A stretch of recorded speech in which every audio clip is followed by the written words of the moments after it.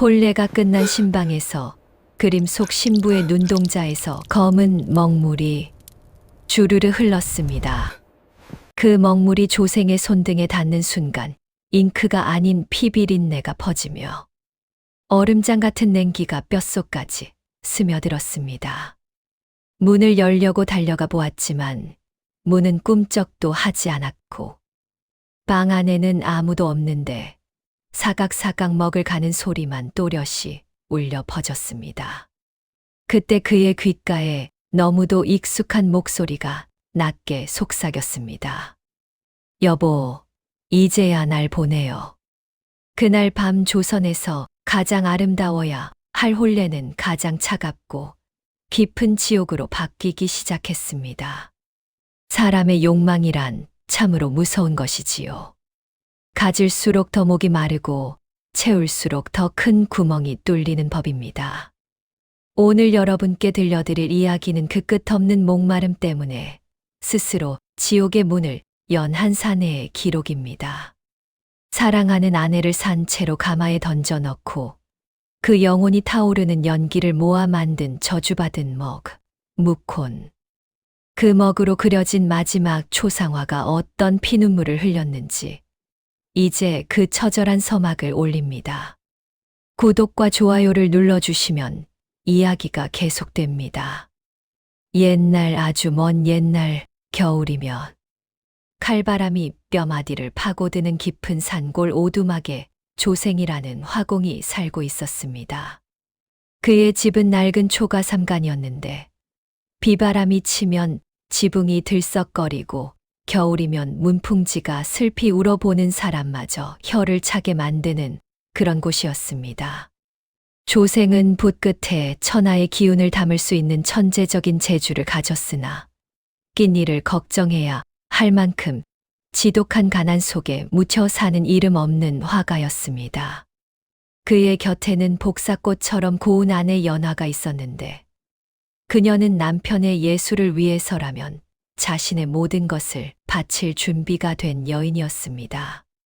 마을 어귀에서도 한참을 더 들어가야 나오는 그들의 외딴 집은 세상으로부터 버려진 듯 고요했습니다. 본래 조생은 부지런하고 마음씨가 넉넉하여 마을 사람들의 칭찬을 듣던 사람이었습니다. 그러나 가난이라는 것이 지독한 병처럼 집에 눌러앉으면서 그의 성격 또한 서서히 메마르고 거칠게 변해가고 있었습니다. 아내 연화는 시집 올 때만 해도 동네에서 소문난 미인이었으나 모진 가난과 고된 노동에 시달리다 보니 얼굴은 수척해지고 손마디는 거칠어졌습니다. 그녀는 남편이 안료를 살 돈이 없어 밤새 한숨을 쉴 때면 자신의 탐스러운 머리카락을 잘라 시장에 내다 팔아 붓과 종이를 마련해 오곤 했습니다. 서방님, 이 붓으로 당신의 큰 꿈을 그리세요. 저는 당신이 그린 그림 속에서 우리가 함께할 봄을 봅니다. 그녀는 남편의 재능을 세상 누구보다 믿었고 그의 성공이 곧 자신의 행복이라 여겼습니다. 겨울밤, 기름 살 돈이 없어 등잔불조차 켜지 못할 때면 그녀는 남편의 얼어붙은 손을 자신의 치마폭에 넣고 밤새도록 온기를 나누었습니다. 하지만 조생의 마음속에는 예술에 대한 순수한 열정보다 더 뜨겁고 무서운 탐욕의 불꽃이 소리 없이 타오르고 있었습니다. 그는 매일 밤 낡은 종이에 그림을 그리며 도성의 화려한 기와집과 고관대작들의 칭송을 병적으로 갈구했습니다. 왜 나 같은 천재가 이런 구석진 곳에서 썩어야 한단 말인가? 저기 낮은 곳에 사는 멍청한 자들도 비단옷을 입는데 지긋지긋한 가난은 그의 영혼을 갉아먹는 괴물이 되었고 어느덧 그의 눈에는 헌신적인 아내조차 자신의 앞길을 막는 짐처럼 보이기 시작했습니다. 끼니 때마다 쌀독을 긁는 요란한 소리는 그의 자존심을 찢어발겼고 아내의 가냘픈 기침 소리는 그의 신경을 날카롭게 자극했습니다. 조생은 이제 아내의 따뜻한 손길조차 자신을 올가매는 쇠사슬처럼 느껴져 뿌리치기 일쑤였습니다. 그해 겨울은 유난히도 길고 가혹하여 산골의 모든 생명을 얼려버릴 듯했습니다. 산등성이를 타고 내려오는 칼바람은 가난한 화공의 초가삼간을 사정없이 두들겨댔습니다. 조생은 텅 빈 곳간과 바닥난 안료를 보며 자신의 재능을 저주하듯 붓을 마당으로 내던졌습니다. 이깟 붓이 다 무슨 소용이란 말이냐. 그림 속에선 대궐을 짓고 비단을 입어도 현실은 이 모양인데. 그의 울분 섞인 외침은 방 안에서 숨죽여 있던 아내 연화의 가슴에 날카로운 화살이 되어 꽂혔습니다. 연화는 남편이 그토록 원하던 귀한 푸른 안료의 재료인 청옥석 이끼를 떠올렸습니다. 그것만 있다면 서방님이 그토록 갈망하던 도성 화단의 주목을 다시 받을 수 있을 것이라 믿었습니다. 연화는 남편 몰래 해진 무명 겉옷 하나만을 걸친 채 눈 덮인 비싼 벼랑으로 향했습니다. 발을 내디딜 때마다 눈더미는 그녀의 가느다란 무릎까지 차올랐고 손가락은 감각이 사라져 갔습니다. 가파른 절벽 끝에 간신히 매달린 푸른 빛에 이끼를 발견한 순간 연화의 얼굴에는 짧은 미소가 번졌습니다. 이제 됐어. 이것만 가져가면 서방님이 다시 아이처럼 웃으실 거야. 하지만 얼어붙은 바위는 연화의 절실함을 비웃듯 미끄러운 얼음장을 감추고 있었습니다. 이끼를 향해 뻗은 손이 채 닿기도 전에 발밑의 바위가 무너지며 연화의 몸은 낭떠러지로 추락했습니다. 나뭇가지에 긁히고 돌출된 바위에 부딪히며 떨어지던 연화의 비명은 몰아치는 눈보라 속에 묻혔습니다. 가장 뾰족한 소나무 가지가 그녀의 고왔던 두 눈을 사정없이 찔렀을 때 세상은 온통 핏빛으로 변했습니다. 조생이 피투성이가 되어 쓰러진 아내를 발견했을 때 그의 가슴에서 터져 나온 것은 걱정이 아니었습니다. 아니, 이 추운 날에 무엇을 하러 나갔기에 이 꼴이 되어 짐을 늘린단 말이오. 연화는 극한의 고통 속에서도 손에 꽉 쥐고 있던 푸른 이끼 조각을 남편에게 힘겹게 내밀었습니다. 서방님, 여기요. 당신이 그토록 원하시던 안료예요. 이제 다시 그리실 수 있어요. 조생은 아내의 터진 눈가보다 그녀의 손에 들린 이끼가 너무나 적다는 사실에 먼저 실망했습니다. 의원을 부를 돈조차 없었던 조생은 산길에서 캔 잡초를 대충 지시겨 아내의 눈에 붙여주었을 뿐입니다. 며칠이 지나 연화가 겨우 정신을 차렸을 때 그녀의 앞에는 끝을 알 수 없는 영원한 암흑만이 가득했습니다. 서방님, 이상해요. 왜 아무것도 보이지 않죠? 아직 깊은 밤인가요? 왜 이리 캄캄한가요?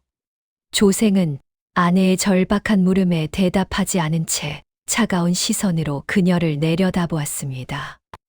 이제 연화는 남편의 뒷바라지를 하는 아내가 아니라 그의 수발을 받아야 하는 거추장스러운 짐이 되었습니다. 조생은 매일같이 방 안에서 흐느끼는 아내의 울음소리가 자신의 피를 말리는 저주처럼 들렸습니다. 눈까지 멀었으니 이제 내 신세는 영영 이 산골짜기의 뼈를 묻어야겠구나. 내 팔자가 참으로 기구하네. 그는 아내에게 줄 묽은 죽 한 그릇조차 아까워하며 방문을 쾅 닫고 밖으로 나가버리기 일쑤였습니다. 연화는 앞이 보이지 않는 어둠 속에서 남편의 거칠어진 발소리를 들으며 소리 없이 눈물을 훔쳤습니다. 벽을 더듬으며 밥상을 차리다 그릇을 깨뜨릴 때마다 조생의 욕설은 날이 갈수록 더 험악해졌습니다. 어느덧 조생의 마음 속에서 연화는 사랑했던 여인이 아니라 자신의 날개를 꺾어버린 원수처럼 여겨졌습니다. 그는 밤마다 홀로 독한 술을 마시며 잠든 아내의 얼굴을 증오 섞인 눈으로 노려보았습니다. 이 여자만 없었더라면, 아니 처음부터 이런 가난한 집구석에 얽매이지 않았더라면 내 인생은 달랐을 텐데. 그의 뒤틀린 욕망은 이제 어둠 속에서 자라나는 독초처럼 조생의 영혼을 시커멓게 잠식해 들어갔습니다. 가난보다 무서운 것은 변해버린 사람의 마음이었고, 조생은 이미 그 지옥의 입구에 깊숙이 서 있었습니다. 연화의 맑았던 웃음소리는 사라지고 오두막에는 냉기와 적막, 그리고 누군가의 죽음을 바라는 살기만이 감돌았습니다. 하지만 이것은 앞으로 다가올 거대한 피의 비극에 비하면 그저 작은 서막에 불과했습니다. 조생은 자신을 구원해 줄 무언가를 갈구하며 매일 밤 산 아래 도성의 불빛을 탐욕스럽게 내려다보았습니다. 그의 눈은 이미 인간의 온기를 잃고 광기로 번득이고 있었으며 천륜을 저버릴 준비를 마치고 있었습니다. 어둠 속에서 연화는 남편의 차갑게 변해버린 기운을 느끼며 말 한마디 못한 채 매일 밤을 지옥처럼 견뎠습니다. 남편의 붓끝에서 향기가 아닌 피 냄새가 나기 시작했음을 눈먼 그녀는 누구보다 먼저 느끼고 있었습니다. 어느덧 해가 바뀌어 정월 대보름이 다가왔으나 조생의 집에는 축제는커녕 죽 끓는 냄새조차 나지 않았습니다.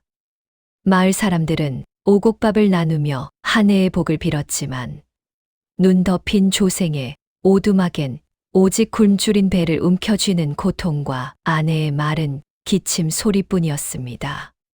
조생은 텅 빈 쌀독을 보며 더 이상 견딜 수 없는 모멸감을 느꼈고 결국 눈 덮인 산길을 내려와 북적이는 장터로 향했습니다.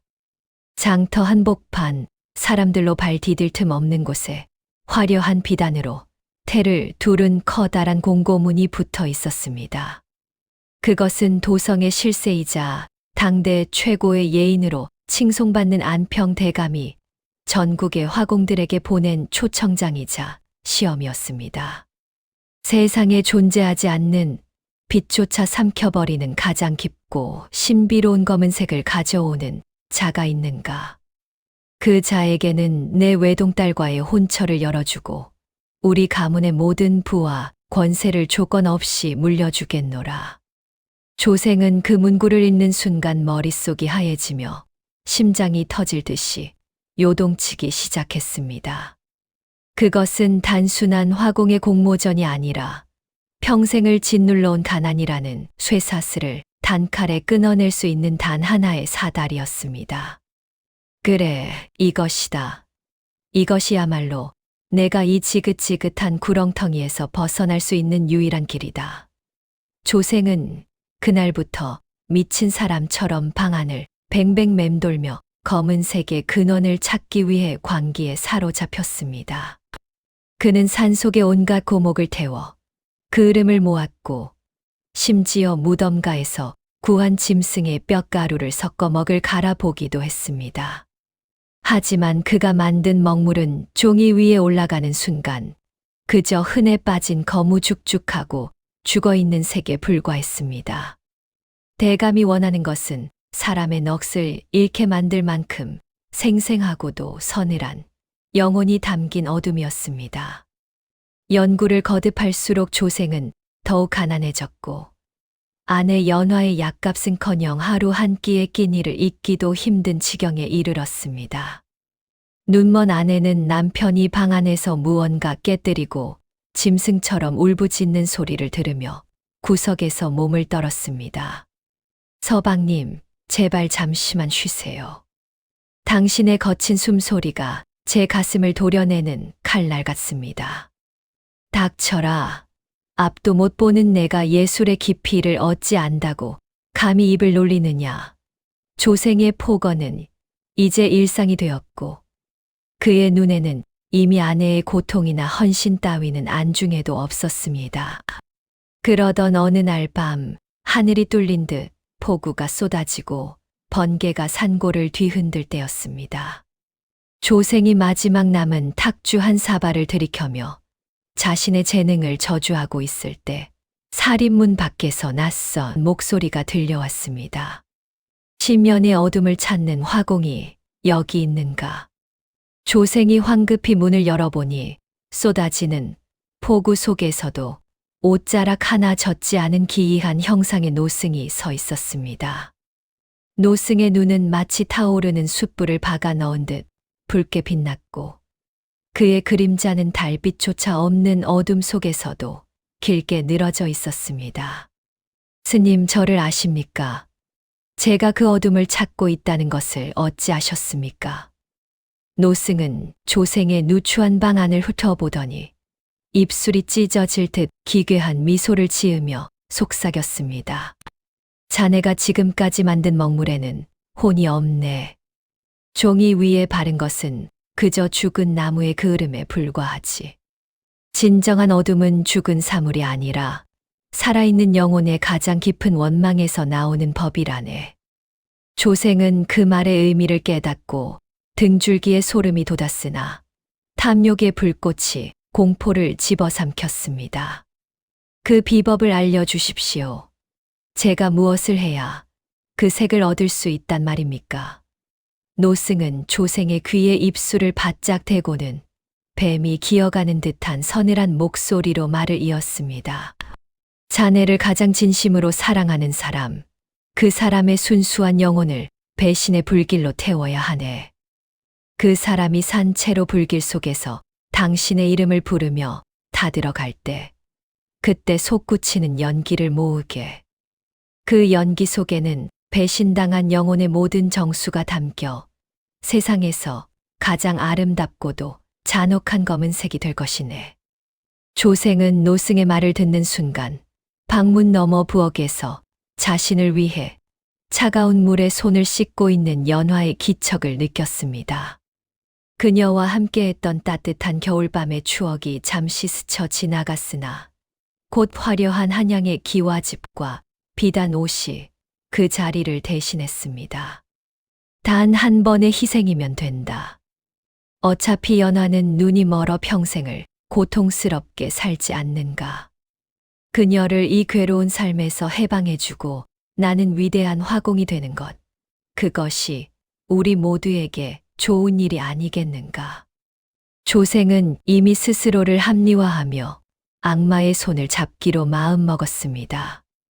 노승은 비릿한 웃음을 남기고 안개처럼 사라졌고 조생은 어둠 속에서 홀로 남겨진 채 붓을 부러질 듯 꽉 쥐었습니다. 그의 눈빛은 이미 인간의 온기를 잃고 오직 지옥의 먹물을 갈구하는 광기로 가득 차 있었습니다.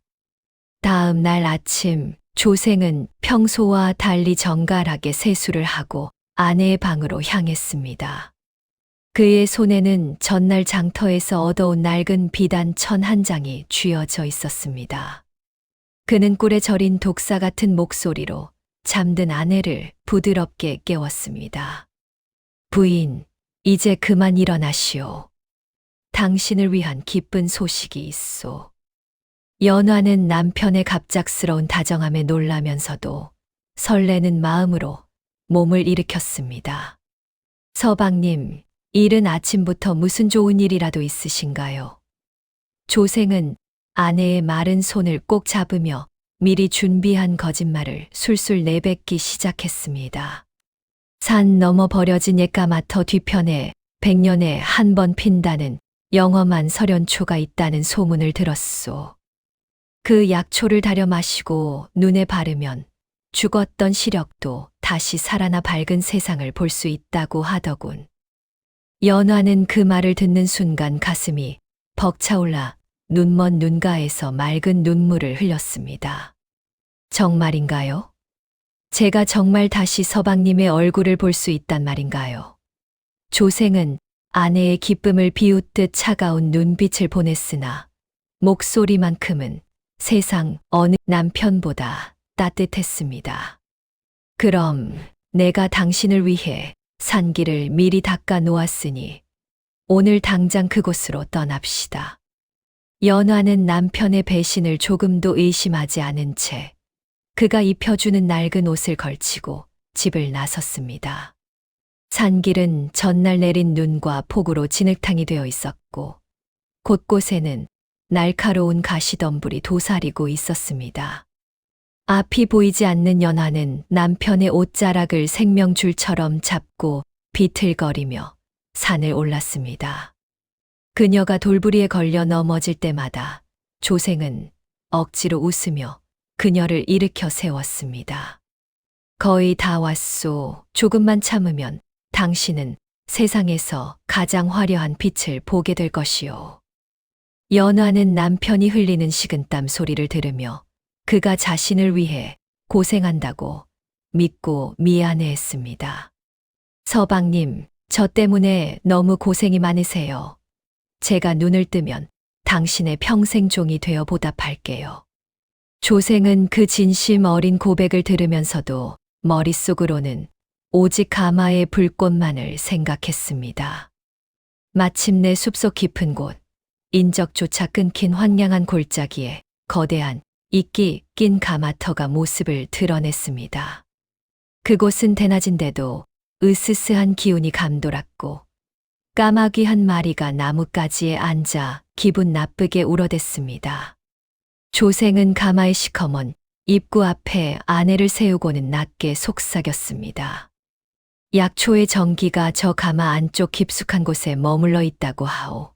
당신이 직접 들어가서 기운을 받아야 하오. 연화는 차가운 돌벽의 감촉에 본능적인 공포를 느꼈으나 남편에 대한 믿음이 공포를 압도했습니다.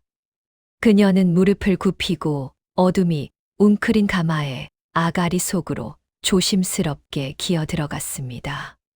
서방님, 아니 너무 춥고 습해요. 정말 이곳에 약초가 있는 게 맞나요? 조생은 대답 대신 거대한 가마 문을 획 닫아버리고 미리 준비한 무거운 쇠사슬을 칭칭 감았습니다. 철컥, 철컥거리는 금소금이 정적을 깼고 연화의 비명이 가마 벽에 부딪혀 울려 퍼졌습니다. 서방님, 문이 왜 닫히나요? 장난치지 마세요. 너무 무서워요. 제발 열어주세요. 조생은 아내의 절규를 무시한 채 미리 쌓아둔 마른 장작더미에 횃불을 던졌습니다. 불길은 순식간에 아궁이를 타고 들어가 가마 내부를 붉은 지옥으로 만들기 시작했습니다. 가마 안의 온도가 급격히 올라가자 연화는 미친 듯이 문을 두드리며 울부짖었습니다. 뜨거워요. 서방님, 제발. 숨을 쉴 수가 없어요. 제가 잘못한 게 있다면 용서해 주세요. 그녀의 손톱이 달궈진 돌벽을 긁는 소리가 조생의 귀에 들렸으나 그는 오직 가마 굴뚝만을 노려보았습니다. 노승의 말대로 배신당한 영혼의 원망이 가득 담긴 시커먼 연기가 굴뚝에서 솟구치기 시작했습니다. 그 연기는 평범한 연기와 달리 살아있는 뱀처럼 꿈틀거렸고 비릿한 피 냄새와 살타는 냄새가 진동했습니다. 조생은 광기에 사로잡힌 표정으로 비단천을 펼쳐 그 지독한 연기를 정성스럽게 모았습니다. 그래, 바로 이 색이다. 이토록 서늘하고도 완벽한 검은색은 본 적이 없어. 가마 속에서는 이제 비명조차 들리지 않았고 오직 무언가 타닥타닥 타들어가는 소름 끼치는 소리만 남았습니다. 연화의 마지막 목소리가 굴뚝을 타고 조생의 귓가에 희미하게 들려왔습니다. 서방님, 당신의 그림이 보고 싶었는데. 그 한마디를 끝으로 가마터에는 오직 거센 바람 소리와 불꽃의 일렁임만이 가득했습니다. 연기가 잦아들고 불길이 식자 조생은 떨리는 손으로 가마 문을 열었습니다. 그곳에는 재로 변해버린 헌신과 배신당한 사랑의 잔해만이 흩어져 있었습니다. 조생은 그 잔해 속에서 맺힌 이슬과 연기를 정제하여 단 한 조각의 먹을 빚어냈습니다. 그것은 빛조차 삼켜버리는 세상에서 가장 깊고 서늘한 검은색을 띤 무콘이었습니다. 조생은 그 먹을 가슴에 품고 아내의 시신은 거들떠보지도 않은 채 산을 내려갔습니다. 그의 등 뒤로 까마귀 떼가 몰려들어 주인 잃은 가마터를 뒤덮기 시작했습니다. 인간의 마음을 버리고 악귀가 된 화공의 손에는 이제 천하를 가질 권세의 열쇠가 쥐어져 있었습니다. 하지만 그는 알지 못했습니다. 금억에 담긴 원혼이 언제든 그의 숨통을 조일 준비가 되어 있다는 사실을 말입니다. 조생은 한양의 화려한 궁궐을 꿈꾸며 미친 사람처럼 웃으며 숲을 빠져나갔습니다. 조생은 아내의 비명이 채 가시지 않은 산을 등지고 한양으로 향하는 길을 재촉했습니다. 그의 품속에는 아내의 영혼을 태워 만든 묵혼이 얼음장처럼 차가운 기운을 내뿜으며 안겨 있었습니다. 가마터에서 내려온 그의 발걸음은 가벼웠으나 그가 밟고 지나간 눈 위에는 검은 재와 같은 흔적이 남았습니다. 마침내 한양도성에 도착한 조생은 안평 대감의 거대한 저택 앞에 섰습니다. 그곳은 그가 꿈꾸던 권력의 상징이었고 하늘을 찌를 듯한 기와 지붕은 위엄을 뽐내고 있었습니다. 조생은 떨리는 손으로 대감의 문을 두드렸고 마침내 수많은 경쟁자를 제치고 대감 앞에 섰습니다. 보여보아라. 내가 가져온 그 어둠이 도대체 어떤 것인지. 안평 대감의 목소리는 낮고 위엄이 있었으나 조생은 주눅 들지 않고 품 안에서 묵혼을 꺼냈습니다. 조생이 물을 붓고 먹을 갈기 시작하자 방 안 가득 매캐한 탄내와 함께 비릿한 피 냄새가 미세하게 감돌았습니다.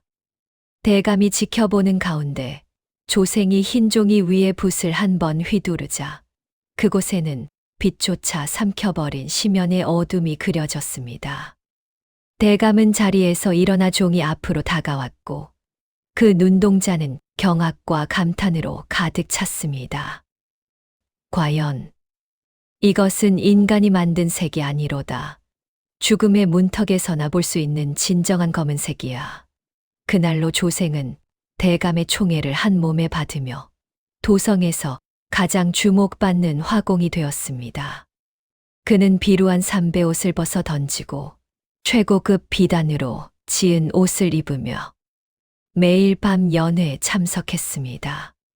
금가락지를 낀 손으로 산의 진미를 집어먹으며 그는 더 이상 산골의 굶주림을 기억하지 않았습니다. 대감은 약속대로 자신의 외동딸과 조생의 혼례를 공표했고 조생은 신분 상승의 정점에 섰습니다. 하지만 화려한 등불 아래에서 그가 웃을 때마다 가슴 깊은 곳에선 알 수 없는 한기가 올라왔습니다. 밤이 되어 홀로 침소에 누우면 사방이 정적에 휩싸일 때마다 기이한 소리가 들려왔습니다. 서방님, 배가 너무 고파요. 여기가 너무 뜨거워요.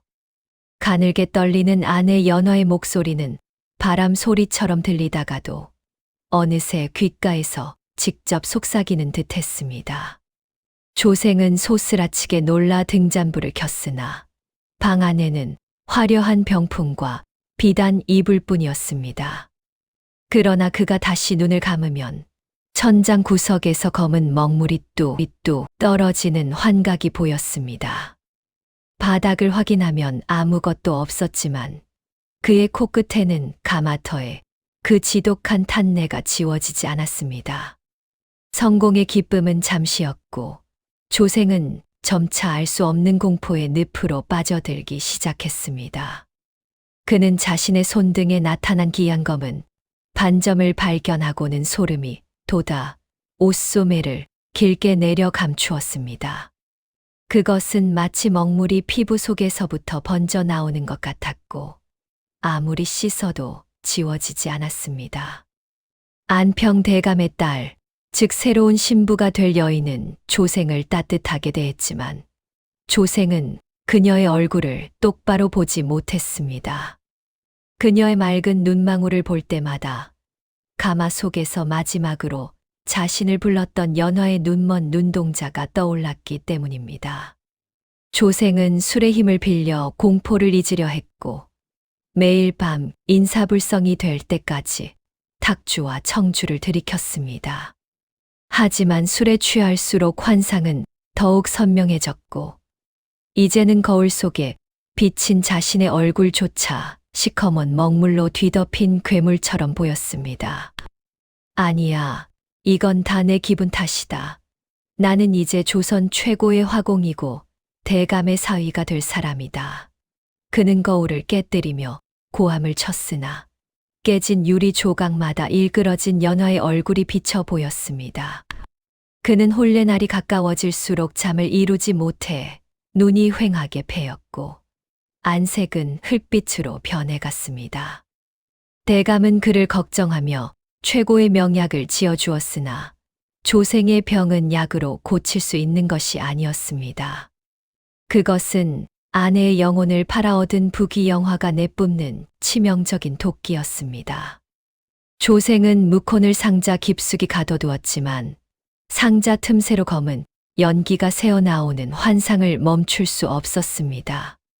그는 어느덧 자신이 그린 그림들이 밤마다 비명을 지른다는 망상에 사로잡혀 그림들을 모두 불태우려 했습니다. 하지만 대감의 만류로 그림들을 태우지 못한 채 그는 공포의 밤을 하루하루 견뎌낼 뿐이었습니다. 혼례를 사흘 앞둔 밤, 조생의 침소 문을 누군가 긁는 소리가 들렸습니다. 서방님, 문 좀 열어주세요.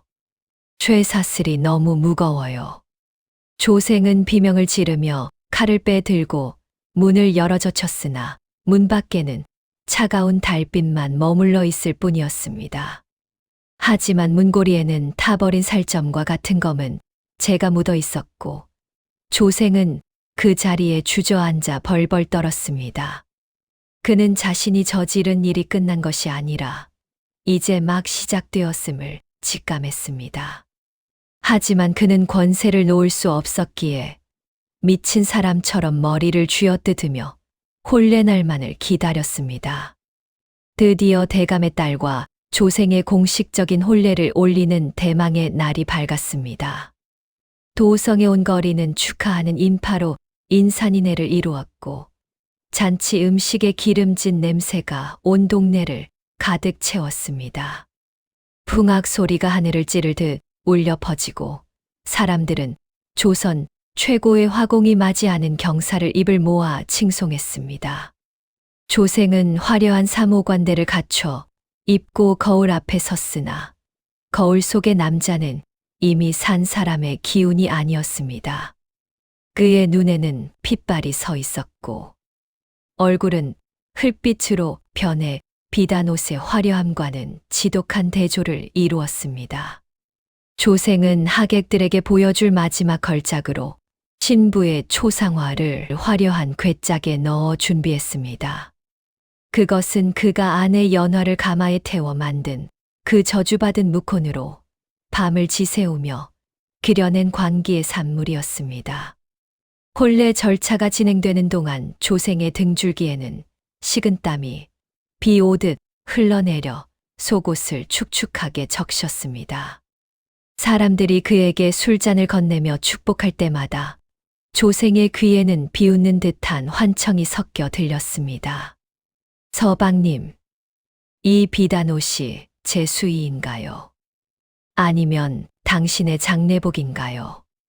조생은 술잔을 든 손을 바르르 떨며 억지 미소를 지었으나 그의 시선은 자꾸만 산 쪽을 향해 불안하게 흔들렸습니다. 마침내 해가 뉘엿뉘엿지고 조생은 신부와 함께 촛불이 은은하게 밝혀진 신방으로 들어섰습니다. 방 안에는 붉은 원앙금침이 깔려 있었고 한쪽 벽에는 조생이 그린 신부의 초상화가 위엄 있게 걸려 있었습니다. 조생은 신부의 면사포를 벗기기 전 목을 축이려 탁주 한 사발을 들이켰으나 술은 목구멍을 타고 얼음물처럼 차갑게 넘어갔습니다. 갑자기 어디선가 불어온 서늘한 바람에 방 안의 촛불이 파르르 떨리더니 일시에 훅 하고 꺼져버렸습니다. 순간 방 안은 빛 한 조각 들지 않는 완벽한 어둠에 잠겼고 조생은 심장이 멈추는 듯한 공포를 느꼈습니다. 부인, 어서 불을 켜시오. 거기 누구요? 조생의 외침에 돌아온 것은 대답이 아니라 가마터에서나 맡을 수 있었던 지독한 탄내와 피비린내였습니다. 다시 촛불이 기괴하게 타오르며 방을 비추었을 때 조생은 비명을 지르며 바닥을 기었습니다. 벽에 걸린 신부의 초상화 속에서 실제 액체인 검은 먹물이 뚝뚝 떨어지고 있었습니다. 그림 속 신부의 맑았던 눈동자는 어느새 시커먼 구멍으로 변해 있었고 그 구멍에서 검은 눈물이 줄줄 흘러내렸습니다.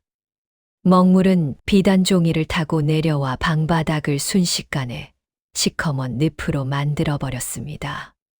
조생은 도망치려 문고리를 잡았으나 문은 밖에서 수천 개의 쇠사슬로 묶인 듯 꿈쩍도 하지 않았습니다. 여보, 이제야 약속을 지키시네요. 비단옷을 입혀주신다는 약속. 그림 속에서 서서히 튀어나온 것은 연지곤지를 찍은 신부가 아니라 온몸이 숯덩이처럼 타버린 연화였습니다. 그녀의 앙상한 손가락이 그림 밖으로 뻗어나와 조생의 목을 움켜쥐었고 그 손길은 불에 시뻘겋게 달궈진 인두처럼 뜨거우면서도 얼음처럼 차가웠습니다. 조생은 숨을 헐떡이며 살려달라고 빌었으나 입안으로 차가운 먹물이 쏟아져 들어와 비명조차 삼켜버렸습니다. 방 안의 기물들은 하나둘씩 검은 먹물로 변해 녹아내리기 시작했고 조생은 자신의 영혼이 그 어둠 속으로 끌려가는 것을 느꼈습니다. 연화의 원호는 조생의 귀에 대고 마지막으로 나직하게 속삭였습니다. 당신이 만든 이 색, 참으로 아름다워요. 이제 당신도 이 색의 일부가 되어 영원히 저와 함께해요. 다음 날 아침 찬란한 햇살이 안평 대감의 저택 마당을 비추었으나 신방의 문은 굳게 닫혀 있었습니다. 밤새도록 개들이 짖어대고 까마귀가 울어대던 소리의 불안감을 느낀 하인들이 조심스럽게 방 앞으로 다가갔습니다. 대감이 직접 나서서 문을 두드렸으나 안에서는 기척조차 없었고 문틈으로는 비릿한 탄내와 먹 냄새가 흘러나왔습니다. 마침내 하인들이 도끼로 문을 부수고 안으로 들이닥쳤을 때 그들은 차마 눈을 뜨고 볼 수 없는 광경을 목격했습니다. 화려했던 신방은 온통 검은 먹물로 뒤덮여 벽지조차 보이지 않았고 방바닥은 끈적거리는 먹물이 말라붙어 있었습니다. 신랑 조생은 온데간데 없었고 그가 앉아있던 자리에는 사람 형상을 한 거대한 먹덩어리가 꽁꽁 얼어붙은 채 굳어 있었습니다. 그 먹덩어리의 표정은 공포와 절망으로 일그러진 조생의 얼굴을 그대로 판에 박은 듯 생생했습니다. 사람들은 그것이 조생의 시체인지 아니면 그가 저지른 죄악이 뭉쳐진 괴물인지 분간하지 못해 비명을 지르며 도망쳤습니다. 더욱 기이한 것은 벽에 걸린 그림이었습니다. 신부의 초상은 사라지고 그 자리에는 가마터의 불길 속에서 고통스럽게 타들어가는 한 사내의 전신상이 그려져 있었습니다. 그 그림 속 사내의 눈에서는 여전히 살아있는 사람처럼 검은 먹물이 눈물처럼 배어 나오고 있었습니다. 대감은 자신의 사위가 저지른 천인공노할 만행과 그 최후를 직감하고는 말없이 고개를 돌렸습니다. 며칠 뒤 산속 가마터에서 나무꾼들이 연화의 유해를 발견하여 양지 바른 곳에 묻어주었습니다. 연화의 무덤가에는 이듬해 봄, 그 어떤 곳에서도 볼 수 없는 맑고 하얀 연꽃이 피어났다고 전해집니다. 반면 조생의 이름은 도성에서 깨끗이 지워졌고 그가 살던 저택은 흉가가 되어 아무도 살지 않는 폐허가 되었습니다. 욕망의 눈이 멀어 가장 소중한 일을 제물로 삼은 사내의 끝은 이토록 허무하고 처참했습니다. 사람들은 이 이야기를 전하며 부부의 연이란 하늘이 맺어준 것이니 절대로 함부로 끊어서는 안 된다고 가르쳤습니다. 긴 이야기를 들어주셔서 감사합니다.